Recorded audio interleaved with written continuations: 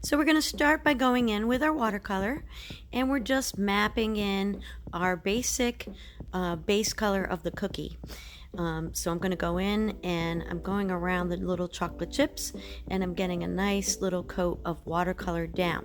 Now what this does is it's going to fill up the tooth of the paper so you don't have any of the white specks or the graininess of the paper showing through when we get in with our details with the color pencils.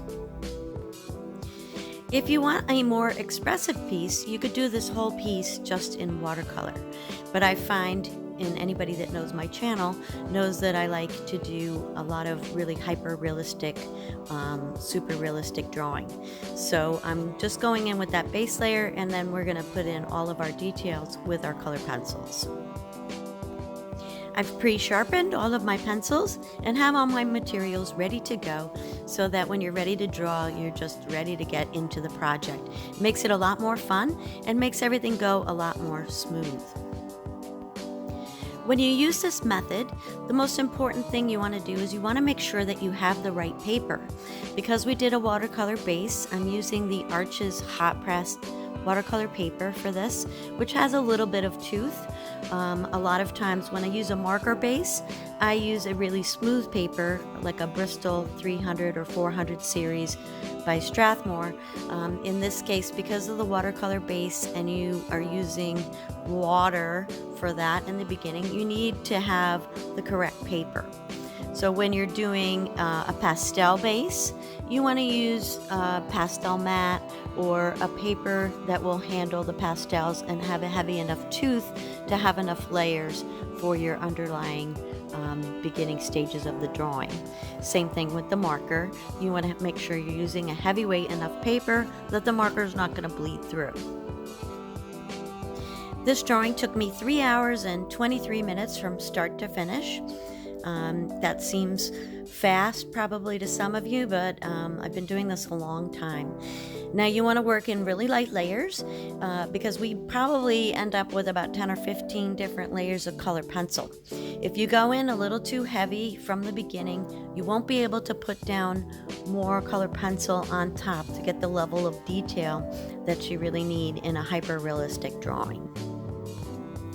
Now I have my reference image on an iPad in front of me, and I'm constantly looking up at that reference image as I'm drawing so that I can be sure that I'm getting the details the way that it looks on the reference photo. So you can use your phone, you can use an iPad, or if you don't have those things, you can print out your picture, but make sure that it's printed out the same size as your finished drawing is going to be. And this will help you if you get stuck in an area.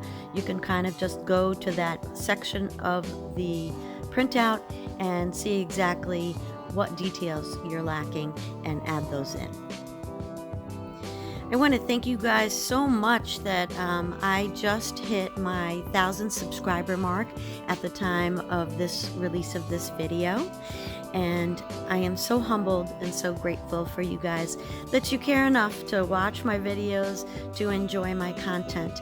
A lot of time and effort goes into this. It took me about 15 months to reach my 1,000 subscriber mark. So those of you who are new to the art game on YouTube and have a new channel, just persevere. Just keep going, be consistent, and keep uploading videos. Quality content is really important. I don't just throw a video up just to get a video. So quality is way more important than quantity, but it is important to be consistent when you're starting a new channel. I'm really enjoying this. I started during the pandemic, and I really hadn't drawn in a really long time, but you could see a vast improvement just from the beginning of my channel till now, and that's because of practice. I draw every day, and I'm always looking for my next project. I don't really run out of ideas because you can find inspiration really in mundane, everyday objects. But if you're looking for some awesome high quality, high definition reference photos, you can go to Pexels, Unsplashed, or Pixabay and get some royalty-free, free reference images for inspiration. You can also take your own reference photos. Just make sure you have some really good lighting and you want to have a high contrast. Your hyper-realistic drawing is always going to be best when you have a really good reference photo to work from. If you have crappy lighting, it's going to be way more difficult for you to achieve a really realistic effect because you're going to be fighting against the lighting and the photo itself to really get a good representation of the object. So just be aware that you really want to take your time, make sure you have really good lighting and a high quality photo. And you can get really high quality photos right from your phone, your iPad, a camera, and just, print those out like I said, or have them on your iPad in front of you and just keep referring back to that reference photo. I'm using Polychromos pencils in this exercise, and I really love the Polychromos versus the Prismacolor. Prismacolors are wax-based, and the Polychromos are an oil-based pencil. The lead is harder on the Polychromos, so you can get a really nice sharp point, which allows you to put a lot more detail down. The Prismacolors are very waxy. They're very creamy, and some people love that about them. I just find it more difficult because they're so soft compared to the Polychromos. I also appreciate how the drawing looks over time with the Polychromos versus the Prismacolor. Prismacolors, you get a wax bloom, so over time the wax kind of comes up to the top of the paper. The drawing can look very cloudy or milky, where the Polychromos really stays vibrant and beautiful. Let me know in the comment section below if you prefer Prismacolors or Polychromos, or if you haven't used them. I can do a video.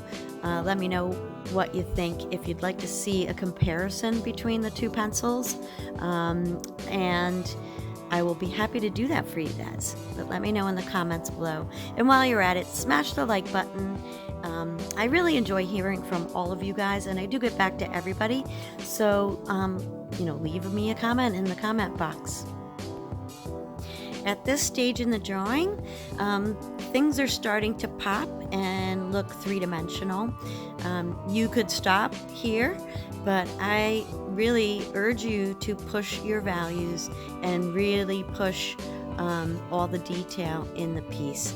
It will make such a better drawing in the end. I want to thank you so much, and happy art.